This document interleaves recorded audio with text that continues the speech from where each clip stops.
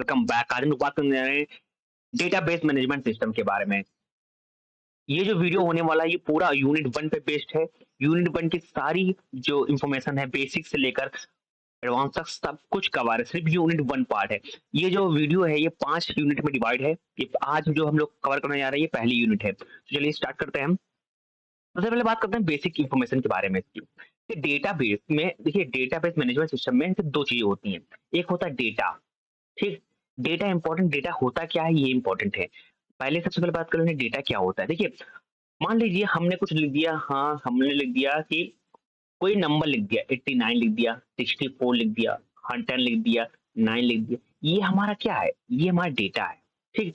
क्योंकि इसका कोई इन्फॉर्मेशन नहीं, इसका कोई रिलेटेड नहीं है कि हम ये नंबर किससे रिलेटेड है, किससे रिलेटेड नहीं है, तो इसको डेटा बोलते हैं। तो लिखा what is data? The raw fact are called as data. The raw किसको बोलते हैं? Indicate that have no been processed. अभी बताया आपको मैंने कि नंबर किसी से रिलेटेड नहीं है, तो मतलब ये डेटा है। अगर नंबर किसी से रिलेटेड हो जाता है, मान लीजिए 89 को हमने लिख दिया कि 89 मार्क्स हैं, ठीक? 64 किसी की एज है, ठीक?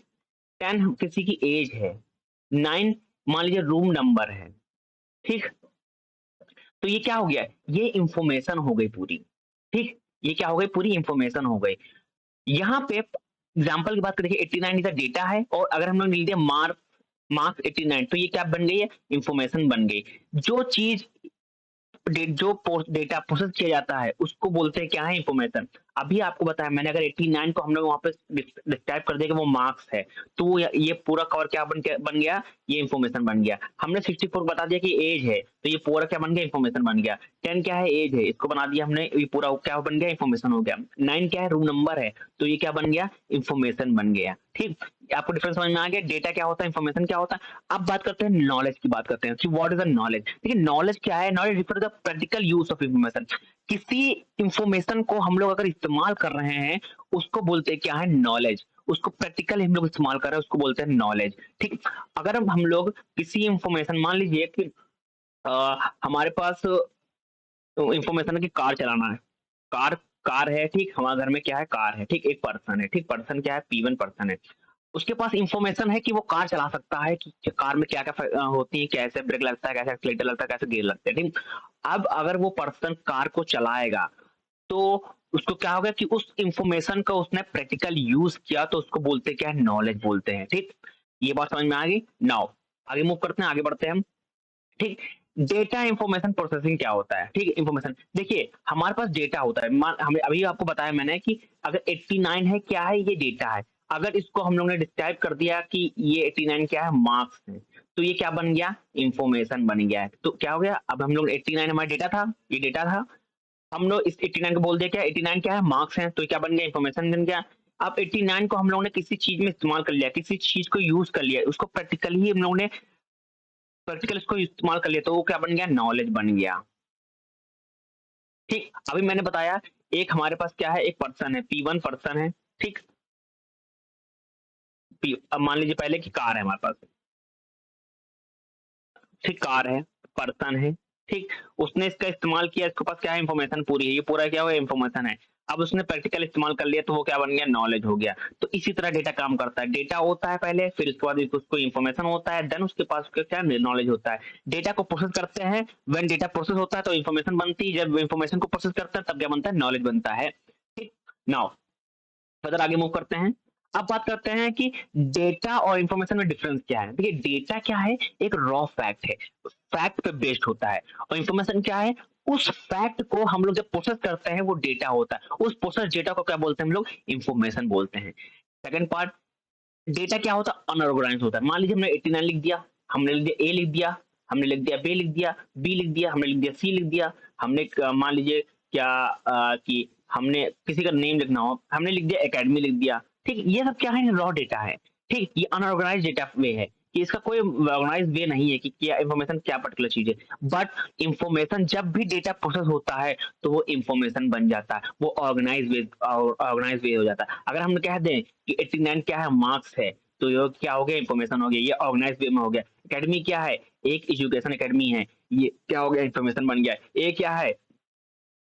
एक मान लीजिए किसी रूम नंबर का है, किसी क्लास का सेक्शन है, किसी चीज मान लीजिए किसी का नाम है ए, तो क्या हो गया, इंफॉर्मेशन हो गया। किस वे में है, ऑर्गेनाइज वे में है, तो इसको क्या बोलेंगे, इंफॉर्मेशन बोलेंगे। Now point number 3, data does not help in decision making. देखिए जो भी डेटा होगा, सिर्फ डेटा की बात करें, वो डेटा किसी काम का नहीं होगा, वो डेटा डिस्कशन मेकिंग में इस्तेमाल ही नहीं हो सकता। अगर हम 89 का ही एग्जांपल ले लें, ठीक, तो ये डेटा का 89 क्या है, ना हमको समझ में आ रहा है 89 क्या है, ना आपको समझ में आ रहा है। तो 89 का हम लोग क्या इस्तेमाल कर सकते हैं, कुछ भी इस्तेमाल नहीं कर सकते, कुछ भी डिसीजन मेकिंग नहीं इस्तेमाल कर सकते। अगर हम इसको बोल दें कि ये 89 क्या है, मार्क्स हैं, अब ये डिसीजन मेकिंग में इस्तेमाल हो सकता है। क्यों, इसी के बेसिस पे आपको आगे एडमिशन मिल सकता है, इसी के बेसिस पे आपको क्या हो सकता है कि आपके परसेंटेज डिसाइड हो सकते हैं, इसी की वजह से आपको सीजीपी बनेंगे, इसी की बेसिस पे आपको पास फेल डिसाइड होगा। ये हो गया इन्फॉर्मेशन, और इन्फॉर्मेशन हमेशा डिस्कशन मेकिंग प्रोसेस होता है। नाउ मूव करते हैं आगे फर्दर। ठीक, अब बात करते हैं फाइल ओरिएंटेड अप्रोच की। देखिए फाइल ओरिएंटेड अप्रोच में क्या होता है, बेसिकली आपको पता है कि फाइल प्रोसेसिंग सिस्टम क्या होता है, हमारे पास एक ही लार्ज फाइल में हमारा डेटा स्टोर होता है, एक बहुत बड़ी फाइल है। अब इसका अगर हम लोग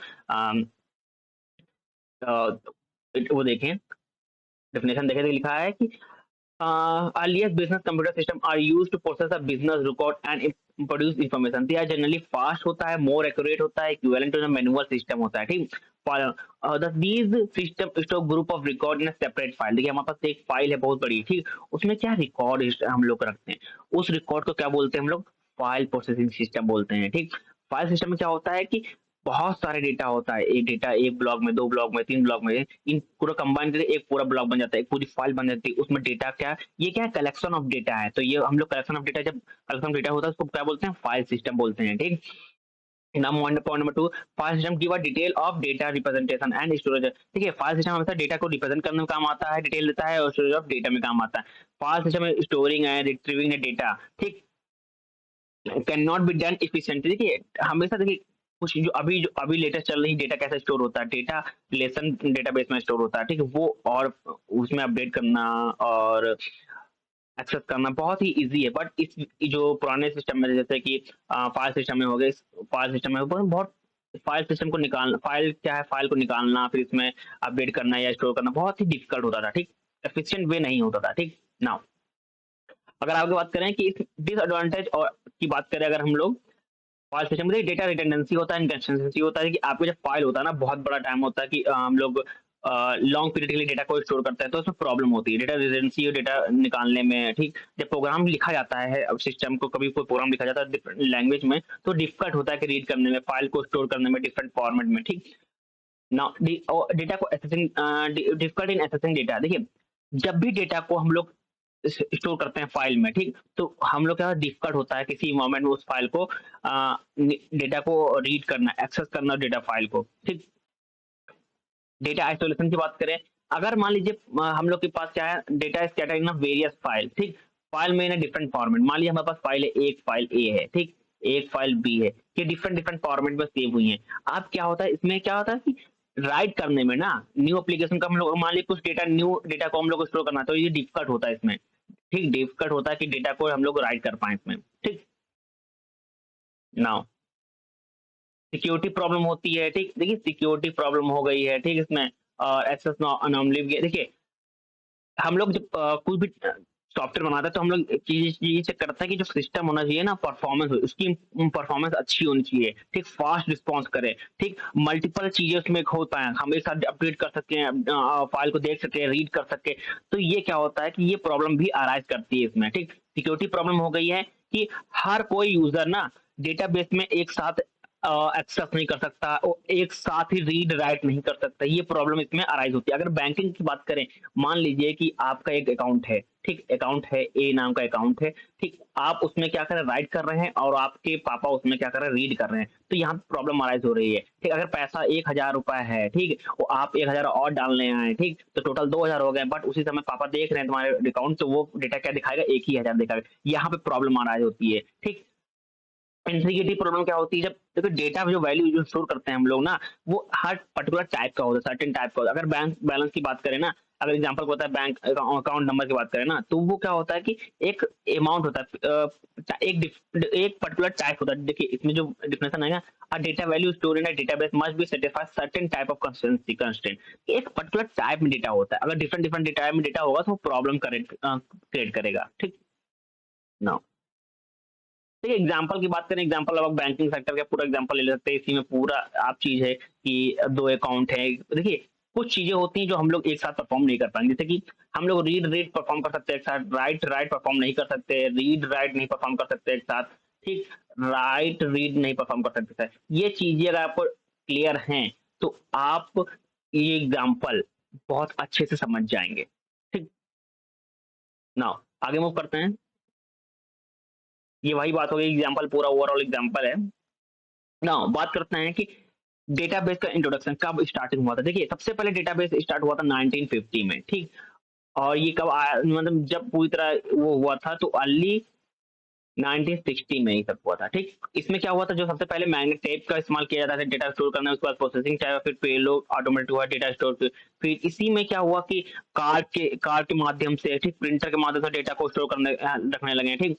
फिर आगे के जैसे मूव होते गए फर्दर, तो 1980 में, देखिए 1980 में डेटा को और वे में, अच्छे वे में शो करने लगे। जैसे आईबीएम ने क्या किया, रिलेशन डेटाबेस सिस्टम का इस्तेमाल किया डेटा को स्टोर करने के लिए। फिर उसके बाद 1990 में फिर एसक्यूएल आ गया, ठीक? एसक्यूएल आ गया, एसक्यूएल में डिजाइन की गई 1990 में।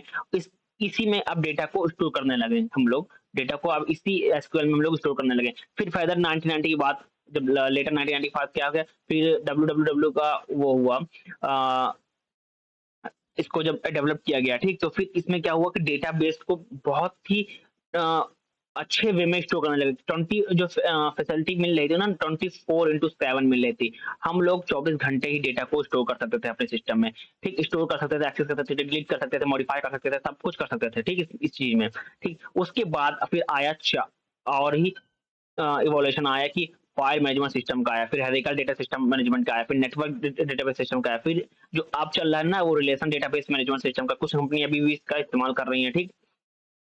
ना एक एक करके हम इस पे डिस्कस करते हैं, ठीक? बात करते हैं फाइल मैनेजमेंट सिस्टम की। देखिए फाइल मैनेजमेंट सिस्टम ना बेसिकली क्या होता है कि एक हमारी फाइल है, छोटी सी फाइल है, ठीक? हमारे डेटा इसमें स्टोर है, ठीक? एक फिर छोटी सी फाइल है, उसमें डेटा स्टोर है, और ये ओवरऑल कंबाइन करके एक बड़ी फाइल बन गई। माने कि हम लोग एक बड़ी फाइल में अपना डेटा को स्टोर कर रहे हैं छोटे-छोटे ब्लॉक बना के। यही लिखा हुआ है कि a file management system is the also called as a FMS in a short way one which all the data is stored in a single file. ये सारा डेटा देखिए हमने बताया कि आप एक ब्लॉक में डेटा स्टोर किया, 2 ब्लॉक में डेटा स्टोर किया, ये ओवरऑल डेटा एक बड़ी सिंगल फाइल में स्टोर है, तो इसको बोलते हैं फाइल मैनेजमेंट सिस्टम क्या है। इसका डिसएडवांटेज क्या है ना कि फाइल मैनेजमेंट सिस्टम का आपको पता है कि फाइल में स्टोर होती है, अगर हमको डेटा ढूँढना है ना तो बहुत ही टाइम लगता है। एक-एक पेज पलटते जाते हैं तब हमको अपना डेटा को मिलता है। बहुत ही टाइम लगता है, बहुत ही प्रॉब्लम खो क्रिएट होती है कि इसमें हम लोग फाइल को सर्च कर पाएँ। फिर अपडेट करने भी और मॉडिफाई करने में भी इसमें बहुत ही डिफ़िकल्ट होता है कि हम लोग इसमें फाइल सिस्टम में हैंडल नहीं कर पाते हैं, ठीक?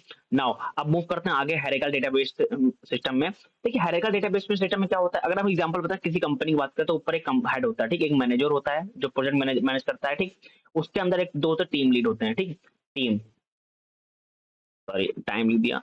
अ, नाउ टीम टीम होते हैं, 2 टीम होते हैं, उसके अंदर कुछ एम्प्लॉयी काम कर रहे होते हैं, ठीक? 3-3 एम्प्लॉयी काम काम कर रहे होते हैं। ये कैसे वे में हो गया, ये हायरार्किकल वे में हो गया कि डेटा ना कि एक हायरार्किकल वे में डेटा हमारा स्टोर है, अपडेट हो रहा है, डिलीट हो रहा है, ठीक? ये कैसे किस वे में होता है, parent to child relationship between a recorded database, ठीक? ये मैनेजर है क्या होता है, हेड होता है। अगर बात कर ले मैनेजर हमारा क्या है यहाँ पे, पैरेंट है, ठीक? पैरेंट है तो और जो एम्प्लॉयी हमारे क्या होंगे, वो क्या होंगे, हमारे चाइल्ड होंगे, ठीक? इस वे में हमारा डेटा क्या क्या होता है, स्टोर होता है, ठीक? नाउ अगर हम आगे मूव करें, बात करें नेटवर्क डेटाबेस की, आपको नेटवर्क के बारे में पता है कि नेटवर्क की स्टार्टिंग क्या होता है, रूट से होती है, ठीक है? रूट से होती है। इसमें क्या होता है, कॉन्सेप्ट लगता है मैनी टू मैनी रिलेशनशिप का कॉन्सेप्ट लगता है, ठीक? इसमें रूट से नीचे तक लेवल का सब एक दूसरे से कनेक्टेड होता है, एक नोड एक दूसरे से कनेक्टेड होते हैं, ठीक? जैसे रूट लेवल में क्या होता है, इसमें 3 लेवल होता है, लेवल 1, लेवल बी, लेवल सी, ठीक? और इस लेवल में भी पर्टिकुलर लेवल होते हैं, लेवल A1, लेवल A2 और लेवल बी की बात करें और सी की बात करें तो लेवल 2 होता है। ये वे इस्तेमाल करते हैं डेटा को स्टोर करने के लिए। इसमें जो कॉन्सेप्ट लगता है वो एमएम का लगता है, यानी कि मैनी टू मैनी रिलेशनशिप का कॉन्सेप्ट लगता है डेटा को स्टोर करने में, ठीक?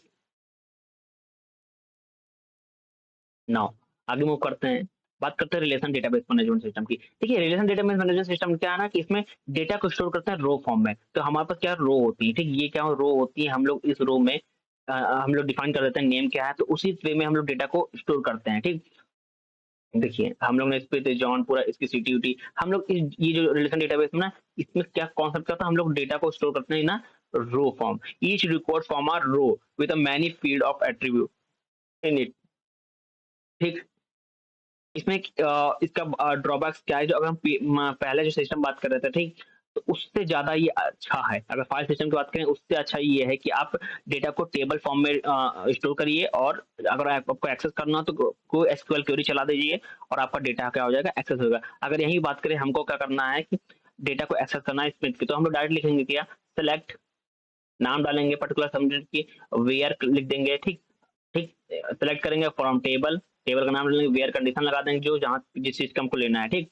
हमारा डेटा क्या होगा, शो हो जाएगा। अगर सारा डेटा चाहिए होगा सिलेक्ट, एस्टिक कर देंगे फ्रॉम डेटाबेस का नाम और टेबल का नेम डाल देंगे, तो हमारा क्या होगा, डेटा को हम लोग उस वे में एक्सेस कर सकते हैं। कुछ अपडेट करना हो तो इसी तरह हम लोग उसको अपडेट कर सकते हैं। ठीक, अब बात करते हैं डेटाबेस की, ठीक। अभी तक तो हम लोग बेसिक की बात कर रहे थे, अब बात करते हैं डेटाबेस की। डेटाबेस क्या है, कलेक्शन ऑफ रिलेटेड डेटा है, कि हर टाइप का रिलेटेड डेटा को हम लोग यहाँ पे स्टोर कर सकते हैं, उसको बोलते हैं डेटाबेस बोलते हैं।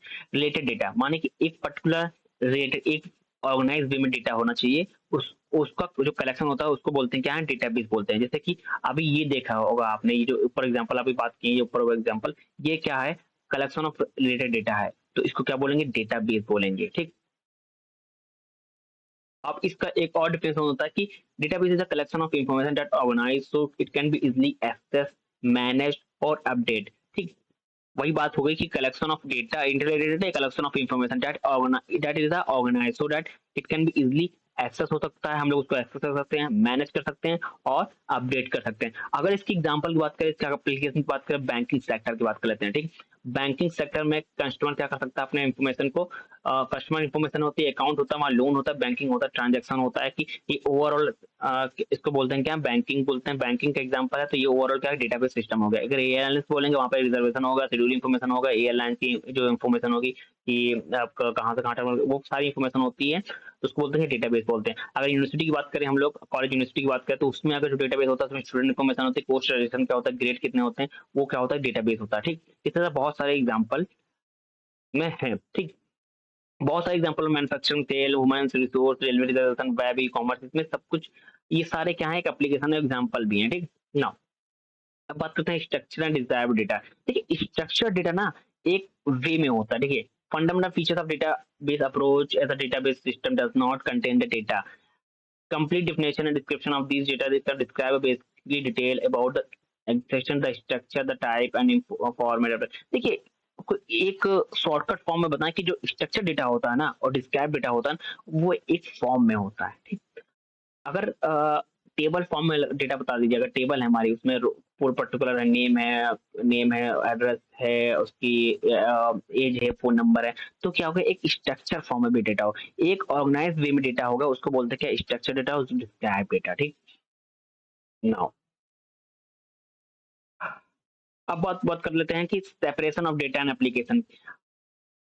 देखिए जो एप्लीकेशन सॉफ्टवेयर होता है ना, उसको जरूरत नहीं पड़ती फिजिकल डेटा स्टोरेज की, मतलब हम लोग को ये कि ये नहीं कि हम लोग एक फिजिकल डेटा फाइल बनाए, फाइल के अंदर लिखते जाए कि ये, इसकी जरूरत नहीं पड़ती। यहाँ पे क्या होता है, काम होता है कि हम लोग वर्चुअली डेटा को स्टोर करते हैं, किसी डेटा में हम लोग वर्चुअल डेटा है उसको हेल्प करते हैं, किसकी, किसी प्रोग्रामिंग लैंग्वेज की हेल्प से, जैसे एसक्यूएल हो गया, ठीक, उसकी हेल्प से हम लोग डेटा को स्टोर करते हैं। हमारा कोई एप्लीकेशन है, हमारा कोई एप्लीकेशन है, ये हमारा एप्लीकेशन है, ठीक, इसमें कोई पेज बना हुआ है, ठीक। अब जब यूजर एंटर करेगा तो उसको उसको क्वेरी की हेल्प से, एसक्यूएल की हेल्प से, ठीक, programming language, database programming language की हेल्प से उस डेटा को हम लोग स्टोर करते हैं डेटाबेस के अंदर। इसको बोलते हैं सेपरेशन ऑफ डेटा और एप्लीकेशन। इसी डेटा को सेपरेट कर रखना, ठीक, और उसको कैसे एक्सेस करना, ठीक, तो ये होती है, ये बेसिकली डिपेंड करता है स्टैंडर्ड लैंग्वेज के बारे में। ये इसको और भी कह सकता है कि ये डेटाबेस लैंग्वेज होती है, एसक्यूएल क्या है, स्ट्रक्चर क्वेरी लैंग्वेज है, इसकी हेल्प से डेटा को हम लोग एक्सेस, मॉडिफाई, डिलीट कर सकते हैं, ठीक। नाउ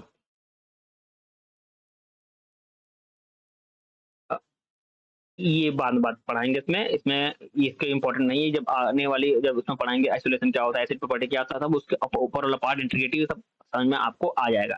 आइए बात करते हैं टाइप ऑफ डेटाबेस की।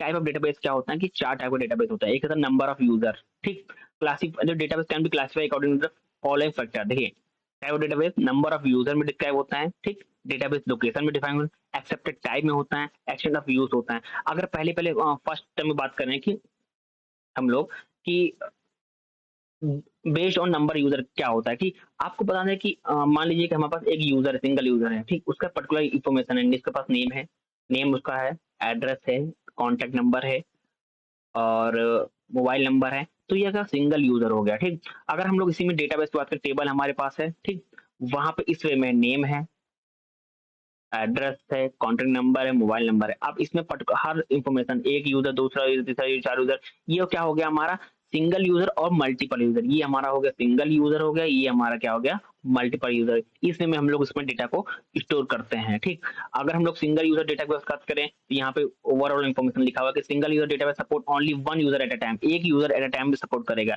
जैसे हो गया डेस्कटॉप हो गया, पर्सनल कंप्यूटर हो गया, डेटाबेस हो गया, ये क्या है सिंगल यूजर है, ठीक है। मल्टीपल यूजर की बात करें अगर कि आप किसी कंपनी में काम कर रहे हैं, वहाँ आपका डेटाबेस आप इस्तेमाल कर रहे हैं, तो वहाँ पर डेटाबेस सारे एम्प्लॉय आपका डेटा यूज करें। वहाँ कंपनी है, कंपनी सी नाम की कंपनी है, वहाँ पे बड़ा सा डेटा डेटा सर्वर है, ठीक। वहाँ पे मल्टीपल एम्प्लॉय काम करिए, हमारे क्या एम्प्लॉय हैं, ठीक। अब यहाँ पे क्या सब एम्प्लॉय क्या कर सकते हैं, इस डेटाबेस को एक्सेस कर सकते हैं। तो ये क्या हो गया मल्टीपल यूजर डेटाबेस हो गया, ठीक। वर्क ग्रुप की बात करें कि जहां पे लेस देन 50 एम्प्लॉय होंगे, वो क्या होगा एक वर्क ग्रुप डेटाबेस हो गया। मतलब एक कंपनी के एग्जांपल आपको बताया कि कंपनी में 50 लोग से कम है, तो वो क्या होगा वर्क ग्रुप डेटाबेस हो गया, ठीक। इंटरप्राइज डेटाबेस क्या होता है कि इंटरप्राइज डेटाबेस क्या होता है जब मोर देन एम्प्लॉय, मान लीजिए कि आपको बहुत बड़ा ऑर्गेनाइजेशन है। अगर बात कर लीजिए हॉस्पिटल की बात कर लेते हैं, ठीक। हॉस्पिटल की बात कर लेते हैं, वहां पे हर टाइप के सब डॉक्टर हैं, जैसे कि आइस का अलग है, हार्ट का अलग है। तो क्या हो गया बहुत बड़ा उसके लिए सर्वर चाहिए, डेटाबेस चाहिए। तो वहाँ पे मोर देन 50 डॉक्टर मान लीजिए एम्प्लॉय, मान लीजिए कि किसी कंपनी है, बहुत बड़े ऑर्गेनाइजेशन है, वहाँ पे मोर देन 50 एम्प्लॉय एक डेटाबेस को एक्सेस कर रहे हैं। तो वो क्या हो गया एक इंटरप्राइज डेटाबेस हो गया, ठीक। नाउ अगर हम लोकेशन की बेस्ड की बात करें कि लोकेशन बेस्ड डेटाबेस क्या होता है, तो यहाँ पे दो टाइप के आते हैं, ठीक। पहला होता है सेंट्रलाइज डेटाबेस होता है और डिसेंट्रलाइज डेटाबेस होता है। सेंट्रलाइज डेटाबेस वो होता है जैसे कि आप यूनिवर्सिटी की बात कर लीजिए, वहाँ पे सेंट्रलाइज डेटाबेस होता है। अगर यूनिवर्सिटी है आपकी है, उसमें क्या होता है कि एक स्टूडेंट का डेटा होता है, एक वहाँ पे एम्प्लॉय का होता है, एक टीचर का होता है, फैकल्टी का होता है। इन सब डेटाबेस का क्या बोलते हैं कि एक इंस्लाइड डेटाबेस है, एक बेस्ड ऑन लोकेशन है। आपका जो डेटाबेस होगा ना वो कॉलेज की यूनिवर्सिटी के अंदर ही आपका डेटाबेस सर्वर होगा, ठीक। वहीं से आप सारे लोग डेटा को एक्सेस कर सकते हैं, ठीक। अब डिस्ट्रीब्यूटेड डेटाबेस सिस्टम क्या हो गया कि डेटाबेस नेटवर्क बैठा हुआ है, ठीक। मान लीजिए कि अगर आपका यूनिवर्सिटी है, आप यूनिवर्सिटी नहीं चाहते कि हमारे यूनिवर्सिटी में ही डेटाबेस हो, डेटाबेस का रूम हो, तो ये अगर यूनिवर्सिटी नहीं चाहती डेटाबेस सेंटर, तो किसी और कंपनी का, मान लीजिए कहीं और कंपनी है, नोएडा में कंपनी है, कॉलेज लखनऊ में, तो एक नेटवर्क के हेल्प से डेटाबेस को इस्तेमाल कर सकते हैं। तो उसको बोलते हैं क्या है डिस्ट्रीब्यूटेड डेटाबेस सिस्टम बोलते हैं, क्या डेटाबेस सिस्टम बोलते हैं, ठीक। नाउ इतना आपको समझ में आ गया होगा। नाउ अब बात कर लेते हैं डेटाबेस मैनेजमेंट सिस्टम। देखिए अभी आपको बताया कि डेटाबेस क्या होता है, एक collection of inter related data होता है, इंटर रिलेटेड डेटा होता है। और क्या होता है ये and set of program and access those data. एक सेट ऑफ प्रोग्राम होता है कि हम लोग उस डेटा को एक्सेस कर सकते हैं, मॉडिफाई कर सकते हैं, डिलीट कर सकते हैं, कुछ भी इसमें चेंजेस करना हो, कुछ भी ऐड करना हो, वो सब काम कर सकते हैं। इसको बोलते हैं डेटाबेस मैनेजमेंट सिस्टम बोलते हैं, क्या है, ठीक। ये क्या है बेसिकली एक जनरल पर्पस सॉफ्टवेयर सिस्टम है that facilitate defining constructing and manipulating database on various application. वही बात हो गई कि अभी आपको बताया मैंने कि डेटाबेस में हम कुछ भी मॉडिफिकेशन करेंगे, अपडेट कर सकते हैं, डिलीट कर सकते हैं, एक्सेस कर सकते हैं, वो किसके अंदर आता है, ठीक, डेटाबेस मैनेजमेंट सिस्टम के आता है। ये क्या है basically general purpose software system है जो कि ये सब फैसिलिटीज प्रोवाइड करती हैं कि आप डिलीट करिए, एक्सेस करिए, मॉडिफाई करिए और क्रिएट करिए, ये सब इसमें आ जाता है, ठीक। अब इसकी गोल की बात करें हम लोग, goal of database management system की, तो क्या होता है कि लार्ज बॉडीज इंफॉर्मेशन होता है, ठीक। It provides convenient and efficient way to store data and access information। Secure information है होता है कि अगर आप कोई भी फेलियर हो जाए सिस्टम का, तो ये इंफॉर्मेशन सिक्योर रहती है वहाँ पे। प्रिमिटिव डेटा टाइप चेक करें, प्रिमिटिव डेटा टाइप है कि मल्टीपल यूजर एक साथ डेटाबेस को एक्सेस कर सकते हैं हमारे डेटाबेस को। ना अगर प्रॉपर्टीज की बात करें तो यहाँ पे database represent some of the expert of real world change in real world reflect in database, ठीक। लॉजिकल हो गया, कॉन्फिडेंट डेटाबेस हो गया, सम इनहेरेंट मीनिंग हो गया, डिजाइन हो गया। तो ये बेसिकली आप इसमें कुछ भी लिख सकते हैं कि प्रॉपर्टीज क्या है कि आप इजीली वो एक्सेस कर सकते हैं कि रियल वर्ल्ड से रिलेटेड है। आप इसका डेटा क्या है कि आप बेहतर वे में डिज़ाइन हो गया डेटाबेस, ये सब प्रॉपर्टीज़ आप इस पे लिख सकते हैं। नाउ नीड ऑफ डेटाबेस हमको ज़रूरत क्यों पड़ी? देखिए पहले क्या था कि हमारे पास फाइल सिस्टम था, उसमें क्या हो रहा था, प्रॉब्लम क्या आ रही थी, हमारे फाइल सिस्टम की बात करें, हमारे पास बहुत बड़ा फाइल था, उसमें पर्टिकुलर इन्फॉर्मेशन शेयर की। अब मान लीजिए आपके पास बुक है, उसमें बहुत सारी इन्फॉर्मेशन लिखी हुई, अब उसको हमको एक्सेस करना, मान लीजिए कोई इन्फॉर्मेशन को सर्च करना, तो हम लोग पर्टिकुलर पेज को पलटेंगे, उसमें टाइम लग जाएगा। और मान लीजिए कभी-कभी क्या होगा कि आपका डेटा वो बुक खो गई, ठीक? तो आपका डेटा लॉस हो जाएगा, ठीक? उसमें जल गया, कोई बुक जल गई, आग लग गया, तो उसमें इन्फॉर्मेशन हमारी क्या होगी, खो गई। ठीक, अगर खो गए, अब उसको बैकअप भी नहीं है कि कहीं और वही डेटा में सेव हो, ठीक? इसके लिए, इस चीज़ से आगे बढ़ने के लिए, हमारे डेटा को बचाने के लिए, सिक्योरिटी प्रोवाइड करने के लिए, इन्फॉर्मेशन को जल्दी एक्सेस करने के लिए, टाइम बचाने के लिए, परफॉर्मेंस को इम्प्रूव करने के लिए हम लोग को डेटाबेस की ज़रूरत पड़ी, डेटाबेस मैनेजमेंट सिस्टम की ज़रूरत पड़ी, ठीक? डेटाबेस इसमें क्या file handling high level language है लाइक सी, बेसिक, कोबॉल, एक्स्ट्रा बहुत सारी लैंग्वेज का इसमें इस्तेमाल किया गया है, ठीक? और डेटाबेस मैनेजमेंट सिस्टम क्या लार्ज बॉडी है, इसमें बहुत बड़ा इन्फॉर्मेशन, बहुत ही ज़्यादा इन्फॉर्मेशन को हम लोग यहाँ पे स्टोर कर सकते हैं, ठीक? इसके अगर एडवांटेज की बात करें हम लोग, अगर एडवांटेज की बात करें तो यहाँ पे क्या डेटा इंडिपेंडेंस, ठीक? डेटा इंडिपेंडेंस है, एफिशिएंट डेटा एक्सेस है कि हम लोग ईज़ी वे में डेटा को हम लोग एक्सेस कर सकते हैं। हम लोग को इसमें सिक्योरिटी प्रोवाइड करिए, डेटा इंटीग्रिटी हो रहा है कि ठीक, सिक्योरिटी फेलियर है कि अगर डेटाबेस कि हम लोग डेटाबेस अरे आप सिक्योरिटी प्रोवाइड कर, आपको पता है कि अगर बहुत बड़ी फाइल है, अगर कुछ लॉस हो गया तो और या कोई एक्सेस, कोई अदर अनऑथराइज्ड पर्सन क्या है उस बुक को भी पढ़ सकता है। मान लें कोई घर में बुक है, फिर उसमें इन्फॉर्मेशन है, कोई अगर दूसरा भी पढ़ सकता है, बट यहाँ पे ऐसा कुछ भी नहीं है। पर्टिकुलर यूजर, पर्टिकुलर एम्प्लॉय ही आपका डेटा, अपना डेटा ही देख सकता है, दूसरे का डेटा नहीं दे सकता है, ठीक? हम लोग अगर डेटाबेस यहाँ पे क्या हो गया कि एक्सेस कर सकते हैं, और अगर डेटाबेस खो गया, लॉस हो गया, उसको हम लोग रिकवर कर सकते हैं यहाँ पे, ठीक? और यहाँ पे सर्वर कंट्रोल किसके पास होता है? डेटा एडमिनिस्ट्रेटर के पास होता है कि हाँ, डेटाबेस किसको कितनी प्रायोरिटी देनी है, किसको कितना हम लोग एक्सेस देना है। मान लीजिए कोई एम्प्लॉय है, वो अब क्या कर सकता है, अपनी सैलरी देख सकता है, अपना टाइम देख सकता है कि अपना कितना टाइम स्पेंड करें, वही चीज़ देख वो किसी और दूसरे एम्प्लॉय का डेटा नहीं देख सकता है। यहाँ पे जब कौन हैंडल करता है, वो डेटा एडमिनिस्ट्रेशन हैंडल यहाँ पे करता है, ठीक ना? अगर डिसएडवांटेज की बात करें ना, एक तो क्या है ये बेसिकली डेंजर ऑफ ओवरकिल। देखिए, for small and simple application functional user database is often not देखिए, आपका डेटाबेस का इस्तेमाल किया, मान लीजिए पर्टिकुलर इस्तेमाल करना है, सिंगल यूजर इस्तेमाल करें, तो ये डिफिकल्ट होता है, ये डेंजर होगा कि आप इतना बड़ा डेटाबेस का इस्तेमाल करते हैं, वो भी सिंगल यूजर के लिए, सिंगल यूज के लिए, तो ये अब थोड़ा डिफिकल्ट होता है, ठीक? कॉम्प्लेक्सिटी होता है, इसको बनाने में टाइम लगता है, इसको डिजाइन करने में और इसकी और क्रिएट करने में, इसके ऑपरेशन परफॉर्म करने में बहुत ज़्यादा टाइम लगता है, कॉम्प्लेक्सिटी आ जाती है, ठीक? और आपको बताएँ क्वालिफाइड पर्सन की ज़रूरत पड़ती है इन सब डेटाबेस को मैनेज मैनेज करने के लिए, डिज़ाइन करने के लिए, और इन चीज़ों को अगर यूज़ करने के लिए हम लोग ट्रेन स्टाफ रखते हैं, ठीक? कॉस्ट की बात करें कि इसका जो कॉस्ट है ना, जो सिस्टम को जनरेट करने के लिए बहुत ही ज़्यादा है।